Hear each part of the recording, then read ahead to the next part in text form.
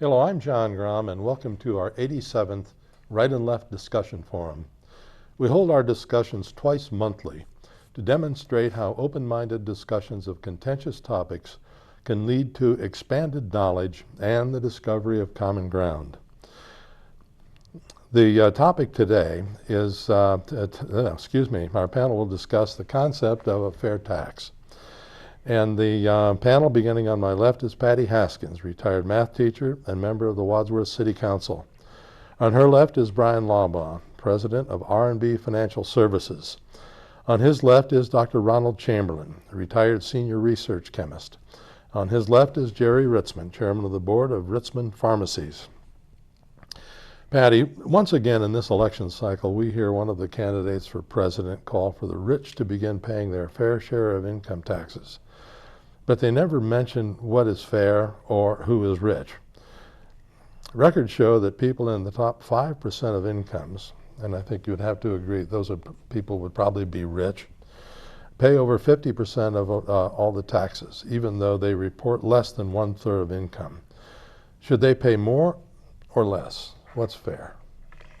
Upon learning about this topic, I found some interesting statistics. I found a Pew Research poll which said that 54% of Americans think that they're paying the right amount of tax, and 40% think that they're paying too much.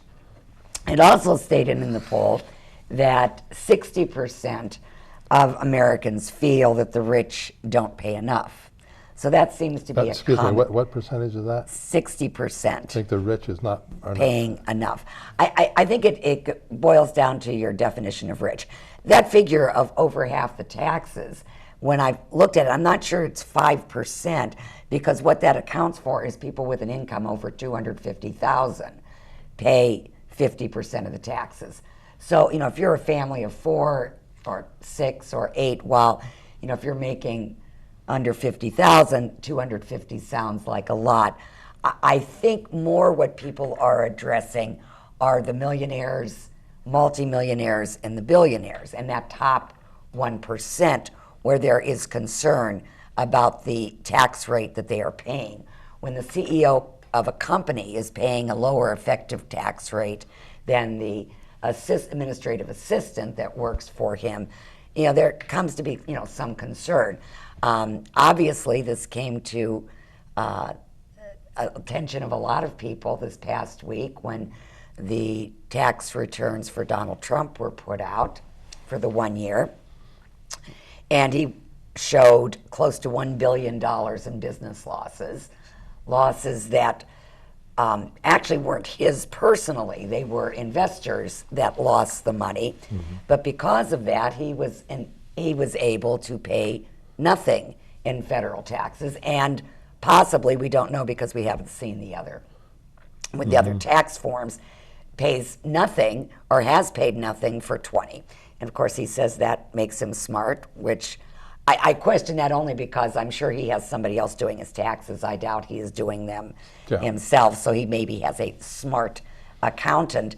So the concern is if you have someone that claims to be so wealthy and they're paying nothing, and everyone sitting at this panel has paid taxes, we begin to wonder about that proportional share. Another thing to look at is, I think, is the corporate tax rate, because we see differing plans from the candidates as far as what percent corporations should be paying. And I know Donald Trump wants to lower that. Hillary Clinton does not. An interesting fact I also found in that Pew Research poll was that at the present, corporate taxes account for 10.6% of the revenue brought forth in the country. In the 50s, it was somewhere between 25 and 33%. So the percent of the revenue coming from corporations has gone down over the years as opposed to being increased, which I think when some people look at the wealthy and thinking that they pay too much, they're not only looking at individuals, but also as corporations.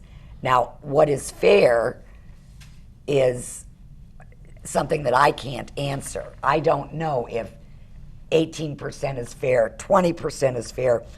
And even when you set that percentage, you also then have to examine loopholes which exist in the tax codes that allow people to pay less than what they are supposed to. I mean, maybe they should just pay what they're supposed to pay now and let it go without all of the loopholes. Fixing that, however, in many cases will make an already very burdensome tax schedule that we have with pages and pages and pages of rules which the average person can't understand. 7,000 of them, I believe. Yep. And make it even more complicated. I'm very interested to hear what Bryan has to say, being with his financial background. And I've been waiting all week for Bryan to don't disappoint us. I hope not. To Patty's point, I think she illustrates how messed up our tax system is. You can argue all day long what Mr. Trump did and this, that, and the other, but Warren Buffett, Mark Cuban, all the billionaires of the world are free to write whatever check they want to the IRS, and in each instance they pay what they are legally responsible to pay, not a penny more or a penny less. Mm-hmm. And because the loopholes exist in our tax code, Donald Trump was able to carry forward a loss of whatever proportion and to basically wipe out whatever income he had over that 18 or 20 years. That's in the law. You can argue that all day long, but the fact is Mr. Ritzman, as a CEO of a company, he has a fiduciary responsibility to his company, to his shareholders, to his employees, to do what's right. So we can attack the issue from a variety of angles, but I think we get to the heart of it if we look at it and say, fair is subjective. What's fair to the guy that's making $800,000 a year? What's fair to the person that doesn't pay any taxes? And right now we have a growing percentage of people that don't pay any taxes whatsoever. They're not vested in the system. And so I come down to sort of the Milton Friedman idea that if there's a flat tax, whether that's 10%, 15%, 16%, 25%, whatever that number is, and you do away with all the different loopholes and deductions, that the 7,000 pages that you mentioned, and you have a very concentrated, simple and simplified tax system, you do away with all the costs that are associated with it. And it's, some people say, well, it's sort of counterintuitive. If I charge a lower rate, I must be collecting lower revenues. That's not true. Revenues go up, and studies prove that. Presidents that have lower tax rate, John F. Kennedy being one that everyone likes to cite, when he lowered tax rate, revenues to the government went up because more people complied with the tax code. And compliance is an issue. When an individual can pay tax lawyers and accountants hundreds of thousands of dollars a year to beat the government and to find those loopholes, they will. That's a cost associated with the tax system. If we do away with that and we make it a flat tax, and you could call it a fair tax, everybody pays 15% no matter what you make. There'll be more compliance. But a lot of people who now pay no taxes at all would now be paying taxes. And that becomes the problem, doesn't it? Well, it becomes the problem because they're not vested and they have no real ownership in the system. Now, whether you agree with what Mr. Friedman talks about, a negative income tax, in that if those individuals need money, instead of ladling it out in food stamps and welfare and all that kind of stuff, just give them the money. Just give them the money. If those people fall underneath a level that's been determined as far as poverty, just give them the money and let them spend that money how they want to, instead of creating a bureaucracy to manage and dole out this money. Costs on top of costs. To give out $1, you have to spend $1. It's crazy. So I think my opinion is a flat tax is a fair tax. Do away with the deductions. Do away with all there's billions of dollars. Now, to the point of our corporate tax, I did a little research. The reason why money, because capital is free flowing. You can't stop, and this is where Mr. Trump is talking out of both sides of his mouth. You cannot stop companies and their capital from going to other areas to invest. Currently, Apple has over $200 billion overseas. There's over $1.4 trillion overseas that could be repatriated if our tax rates weren't so onerous. We are the third highest taxing country in the world. The only two other countries is United Arab Emirates at 55% and Puerto Rico is at 39%. We're at 38.9%. So you even get these backwaters, you know, when you look at you know, some of these I call Be careful with backwaters. yeah. These countries that are ruled by these dictators, and they even get it. You know, they even understand that you got to keep capital within your country, and so you have to be competitive. And nobody likes to use that word, competitive. Why does Ireland have a 12.5% tax rate? Why are most of our on corporations? For corporations, and that's where you have inversions. That's where we get into that discussion about companies basically inverting themselves, having a smaller company that is situated in that country. In essence, buy them out so they get the lower tax rate. So Exactly. money's going to flow. You can have all the rules in the world. It's not going to stop it. You can't. Tariffs don't work. History has shown that tariffs don't work. You can use the bully pulpit and scare people like Ford and all those companies that are doing the best for their shareholders. I want to circle back and talk about corporate taxes in a bit, but Ron, I'm anxious to hear what your thoughts are. John, I came here hoping for a little bit of enlightenment because as I thought about this topic over the years, I have no idea what's fair. You have the flat tax. That has some advantage to it. We discussed about this some time ago, as I recall. There are groups out there that are saying it should be a consumer-based tax, a sales tax, if you will. That doesn't seem very fair to me because folks on the lower income levels spend a higher percentage of their income on taxable items than folks in the upper levels. That may not work. We have the graduated income taxes. You got to figure out how you set that graduation. Now, as I look at this, I'm convinced that our tax rates and our tax loopholes are set by lobbyists. They talk to our administrator, to our government, and the government sets the tax rate, sure. But why are all these preferable things for the corporations? They're there because they've been lobbied for. What Donald Trump did is entirely legal. And he did what you and I do. We look for all the loopholes we can find, all the deductions we can find. I pay as little tax as I can possibly pay. I get a standard deduction, and I total up all my medical bills, and I do all my stuff at the end of the year. I buy a computer program to help me do that, keep track of it. We all do that, and that's because of the system we have. So I think the reform has to come on the highest level here. We have to take care of the lobbying. We have to do something along those lines in order to make this make it a little bit fair to everybody. I'm not against rich people, for heaven's sakes. I wish I were one. And you might be. We have a mobile culture. We do. Yeah. We do, to some extent. It's not too late. To some extent. Oh, well. Hey, I'm older than dirt. It's a little bit late for some things. But anyway, I think that there's also, when you think about graduated income taxes, I think folks can say that there's a sort of a moral issue here too. What's the expression? To whom much has been given, much is required.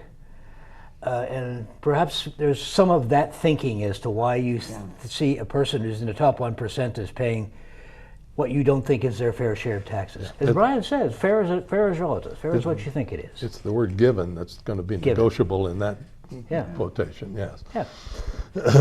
Jerry, where are you on this topic? Well, I'm going to answer the question with some questions. Sure. Is it fair that 45% of the people pay no income tax?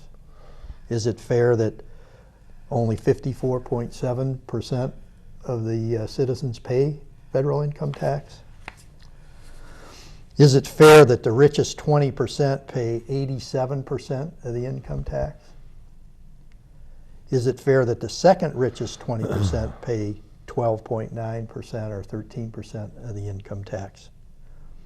Is it fair that the rich people, defined as the top 20% pay 69% of all the taxes that are paid. All the personal income taxes. This is federal income tax. Personal Yeah. income tax. Is it fair? And is it fair to criticize anybody for not paying taxes when he or she has followed the IRS rules that are based upon legislation passed by the U.S. Congress and signed by the President? Is it fair to criticize them? And this goes to what your point, Ron. Why are these things written in there? Because our representatives and our senators have been lobbied, and they insert these into a how many page tax bill that probably a lot of people don't even know are there when they vote for or sign it. But it is pounced upon by the accountants and their legal providers. So those are my questions. Let me take a shot at maybe not answering them, but something to consider. When you think about the, first of all, the personal income tax is only 47% of the federal revenue. All right, the rest comes from customs and excise taxes and what they refer to as payroll taxes, which we'll talk about in a minute. But when you think about what the government spends money on and who benefits from what the government is spending money on, do the rich benefit more than the poor? Do the rich use airports and harbors and Corps of Engineer projects more than the poor do? I think yes. I don't know how many people in poverty regularly take airplane trips or cruises out of ports, but it's something to consider. Who uses the government services more, the wealthy or the poor? I mean, that's just one thought. You know, one of the things that you ask about, you know, the 47% that don't pay, I don't know how that breaks down, but I do know that we're talking about the poor. And you know, even if it's a senior citizen who's living off Social Security and $1,000 a month, they don't have spare income in order to pay taxes. And you know, they have worked all their life and paid taxes, and then to continue to pay taxes on that meager Social Security income might be a consideration. Many that don't pay taxes are teenagers that are working part-time at that second job just to earn some cash to put away for college. I mean, it's not like they're bringing in this huge amount of money, and then to take it away for taxes might be questionable. The poor, the single mom raising 3 kids on her own, who's working 3 part-time jobs in order just to put food on the table, really can't afford to pay taxes because that's going to take food off of the table. The billionaire, if they pay more in taxes, that means maybe they don't buy another designer purse this month. I think that has to be taken into consideration, and this is a moral issue. I don't think a for me. billionaire worries about a purse. I think Even if it's a That's just $1,000 the- purse. That's just the point. Yeah. It's not going to. And I think Patty's framed this as how special interests frame it, and that is, and I'm not saying that in a negative way. You take any piece of where your taxes go to, and you'll find a soft spot. It'll be someone's sacred cow, whether it's education, whether it's Right. taking care of the poor, whether it's whatever the charity of the day is. And when you have each one of those, and they say, well, this only costs $1 a day. Can't you afford $1 a day?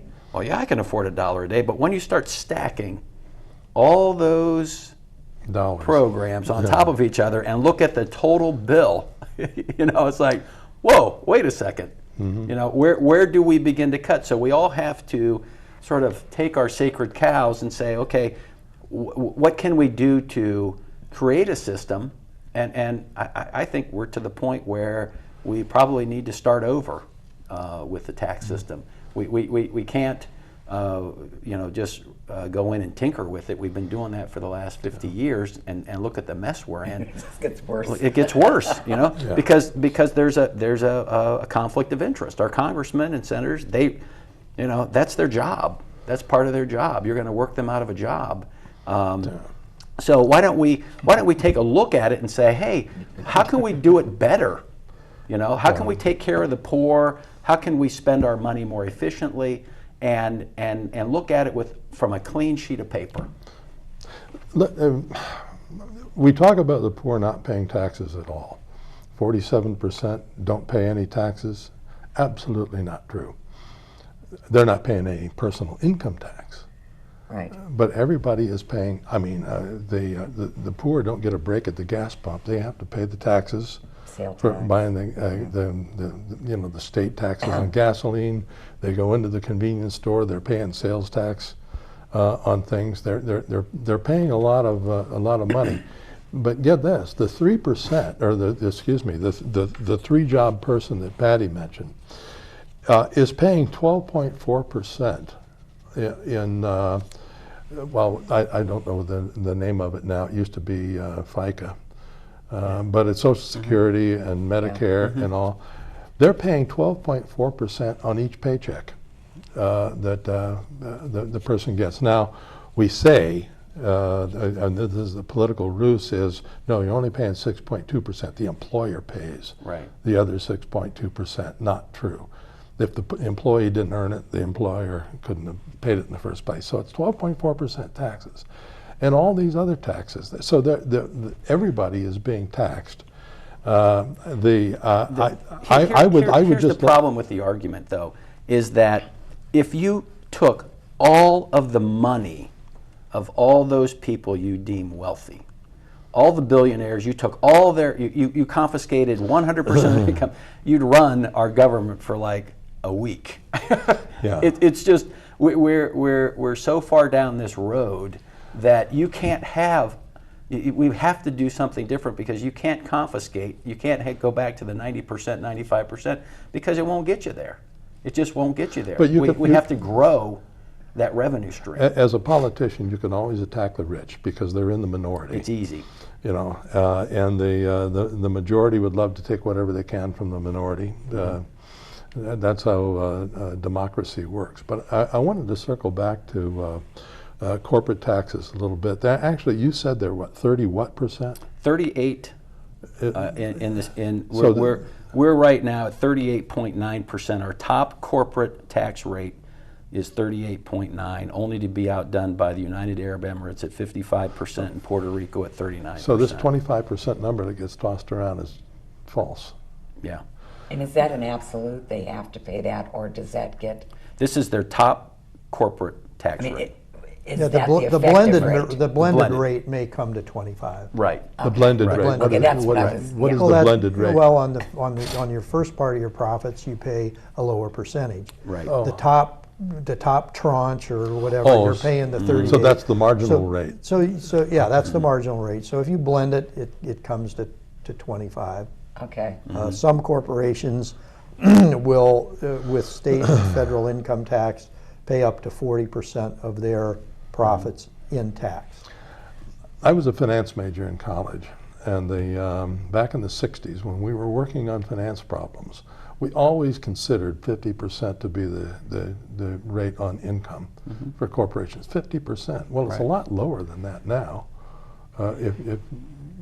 Well, see, we're only talking about the tax, like when you want to talk about just the personal income tax. You don't want to talk about all the other taxes that we pay.